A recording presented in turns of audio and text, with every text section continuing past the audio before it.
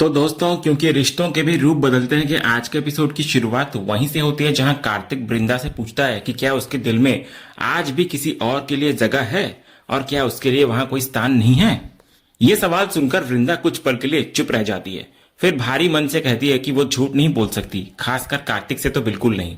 उसने खुद को हजार बार समझाने की कोशिश की कि वो अंगद से नफरत करती है, क्योंकि उसने उसके साथ जो कुछ किया उसे वो कभी माफ नहीं कर सकती। लेकिन सच यही है कि वो उसे आज तक भुला भी नहीं पाई। वृंदा आगे बोलती है कि उसने अपनी लाइफ में सिर्फ एक ही इंसान से प्यार किया था और वो अंगद था। वो कहती है आज भी समझ नहीं आता कि उस प्यार को अपने दिल से वो कैसे निकाले। रिश्ते में इतनी कड़वाहट आ गई, इतनी तकलीफ मिली कि दिल से नफरत जरूर हो गई, लेकिन प्यार आज भी कहीं ना कहीं बाकी है। इसके बाद वो कार्तिक से माफी मांगते हुए कहती है कि उसे पता है कि उसकी ये बात सुनकर उन्हें बहुत दुख होगा, लेकिन अगर उसने बिना सच बताए यह रिश्ता आगे बढ़ा लिया और बाद में वो कभी दिल से आगे नहीं बढ़ पाई तो वो उनके साथ बहुत बड़ी नाइंसाफी होगी। ये सुनकर कार्तिक कुछ पल के लिए शांत होता हुआ नजर आता है। वो कहता है कि इतनी बड़ी बात आखिर उन्होंने उससे छिपाई क्यों? अगर उसके दिल में किसी और के लिए प्यार था तो फिर उसने उसकी सगाई के लिए हाँ क्यों कही? तो वृंदा जवाब देती है कि वो खुद भी उसी उलझन में थी। वो पहले ही सब कुछ बताना चाहती थी, लेकिन हर बार हालात ऐसे बनते गए कि उसे मौका ही नहीं मिला, इसलिए वो फिर से उनसे माफी मांगती है। लेकिन कार्तिक मुस्कुराकर बोलता है कि माफी तो उसे मांगनी चाहिए। वो कहता है शायद उसने ही उसे इतना भरोसा दिया कि आज वो बिना किसी डर के अपने दिल की सबसे बड़ी बात उससे कह पा रही है, और यही उसके लिए सबसे बड़ी खुशी है।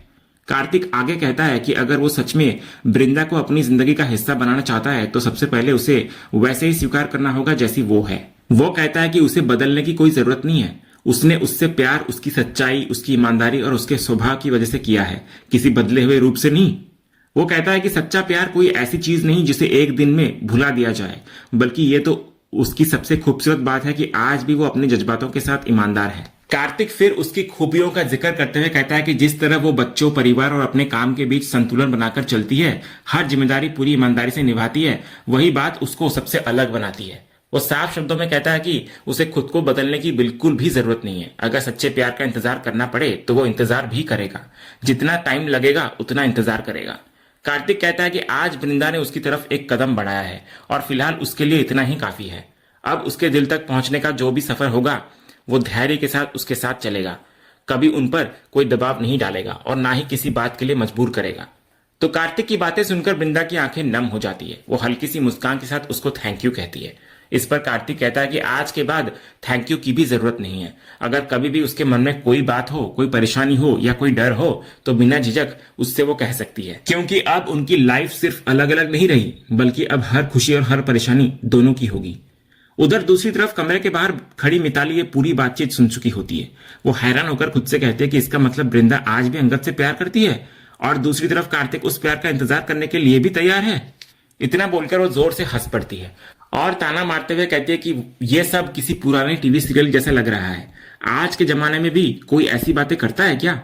फिर उसके चेहरे पर एक चालाक मुस्कान आती है। वो मन ही मन सोचती है कि कार्तिक जितने चाहे वादे करता रहे, लेकिन उससे पहले उसकी लाइफ में होगी मिताली की ग्रैंड एंट्री और फिर सब कुछ बदल जाएगा।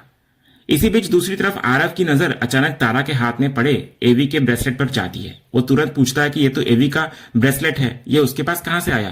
तारा खुशी खुशी कहती है कि ये एवी ने खुद उसको गिफ्ट किया है। ये सुनते ही आरव का चेहरा उतर जाता है। वो कहता है कि वो तो एवी का सबसे बड़ा फैन और बेस्ट फ्रेंड है, फिर उसे कभी ऐसा गिफ्ट क्यों नहीं मिला? तारा कहती है कि अब ये ब्रेसलेट उसका है और वो इसे किसी को नहीं देगी, लेकिन आरव जिद पकड़ लेता है कि उसे ब्रेसलेट चाहिए ही चाहिए। तब तारा मुस्कुराकर कहती है कि ठीक है, वो ब्रेसलेट दे देगी, लेकिन बदले में उसे क्या मिलेगा? आरव कहने लगता है कि उसके पास तो सिर्फ 400 रुपए हैं पॉकेट मनी में। तारा तुरंत मना कर देती है। वो कहती है कि सिर्फ 400 रुपए? अगर वो इसे ऑनलाइन बेच दे तो कम से कम 4000 रुपए मिल जाएंगे। जब आरव फिर भी जिद करता है तो तारा उसके सामने एक शर्त रखती है। वो कहती है कि अगर अगले 15 दिनों तक वो उसके सारे होमवर्क करेगा तभी उसे ये ब्रेसलेट मिलेगा। आरव हैरान होकर कहता है कि इतने सारे होमवर्क? तारा तो हंसते हुए कहती है कि अगर ब्रेसलेट चाहिए तो यही डील माननी पड़ेगी। इतना बोलकर वो हाथ आगे बढ़ाती है और डील पक्की करने को कहती है। आरव भी हाथ बढ़ाने ही वाला होता है कि तभी देव बीच में आ जाता है। वो आरव का हाथ पीछे खींचते हुए कहता है कि आखिर वो इतनी बेकार डील करने जा ही क्यों रहा था। इसके बाद देव तारा के हाथ से ब्रेसलेट ले लेता है और कहता है कि सबसे पहली बात, ये लड़कों की चेन है, इसलिए ये लड़कों पर ही अच्छी लगेगी। फिर वो कहता है कि बिजनेस डील जैसी बातें लड़कियों का काम नहीं है, लड़कियों को तो बस मेकअप, हेयर बैंड और ऐसी चीजों पर ध्यान देना चाहिए। देव की ये बात सुनकर तारा पूछती है कि आखिर लड़कियां बिजनेस क्यों नहीं कर सकती। तो देव बिना सोचे कहता है कि नहीं कर सकती, उनका काम सिर्फ अपने बिजनेसमैन हस्बैंड के पैसे खर्च करना है।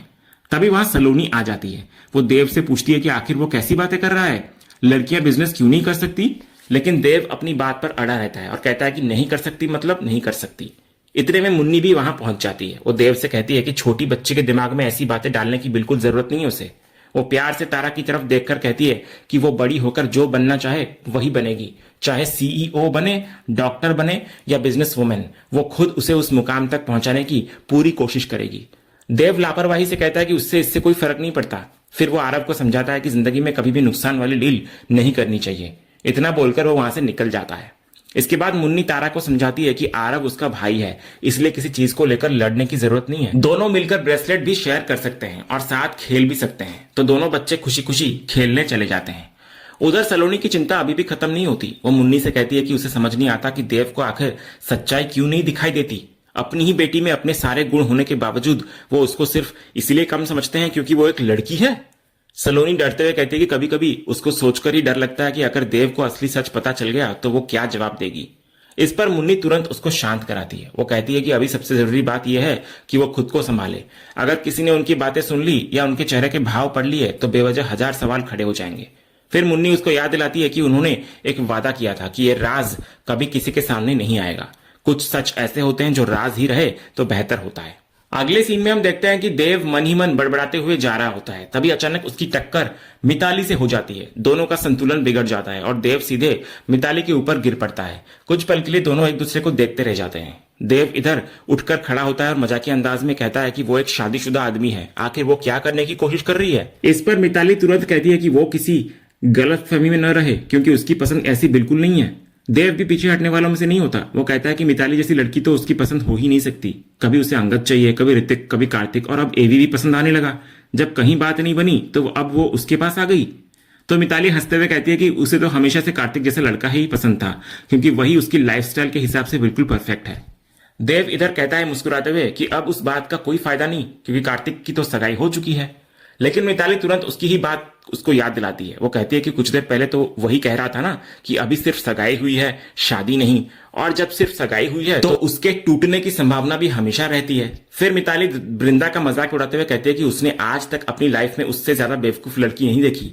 इतना सब कुछ होने के बाद भी वो आज तक अंगद से प्यार करती है।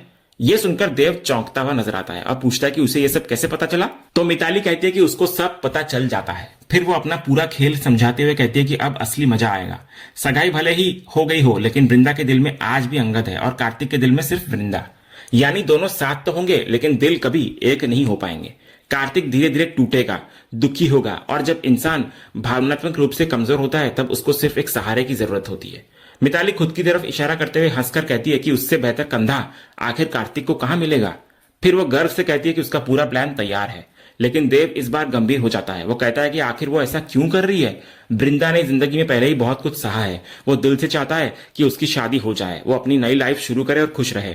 मिताली ताली बजाते हुए कहती है कि क्या शानदार एक्टिंग की है उसने, उसकी आंखों में तो आंसू ही आ गए थे। फिर वो देव को घूरते हुए कहती है कि ये ड्रामा अपने परिवार वालों के सामने करना, उसके सामने नहीं, क्योंकि वो अच्छी तरह जानती है कि देव आखिर चाहता क्या है।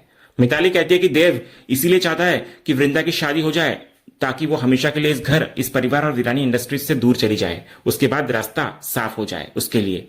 लेकिन वो साफ कहती है कि ऐसा कभी नहीं होने वाला क्योंकि इस परिवार की विरासत पर सबसे पहले हक ऋतिक का है, फिर वृंदा के बच्चों का, फिर ऋतिक के बच्चों का, और सबसे आखिर में कहीं जाकर देव का नंबर आता है। इसके बाद मिताली देव को लालच देती है। वो कहती है कि अगर वो उसका साथ देगा तो वीरानी इंडस्ट्रीज एक दिन उसी के हाथ में होगी। बाकी परिवार को संभालना उसे अच्छी तरह आता है। बस एक शर्त है कि देव को हमेशा उसके प्रति वफादार रहना होगा क्योंकि जो उसके साथ रहेगा फायदा उसी का होगा। इतना बोलकर मिताली वहां से चली जाती है और देव सोच में पड़ जाता है। उधर दूसरी तरफ अंगद चुपचाप फंक्शन से बाहर निकल रहा होता है। तभी पीछे से कोई आवाज लगाता है कि अंगद काका।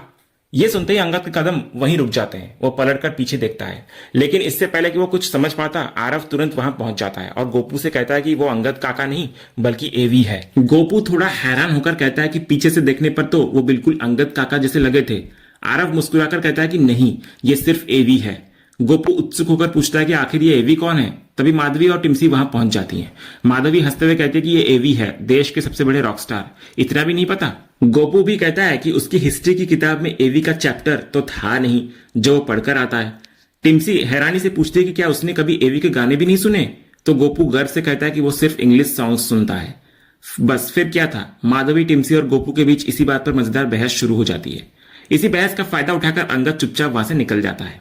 इधर आरव जब पीछे मुड़कर देखता है तो एवी वहां से जा चुका होता है।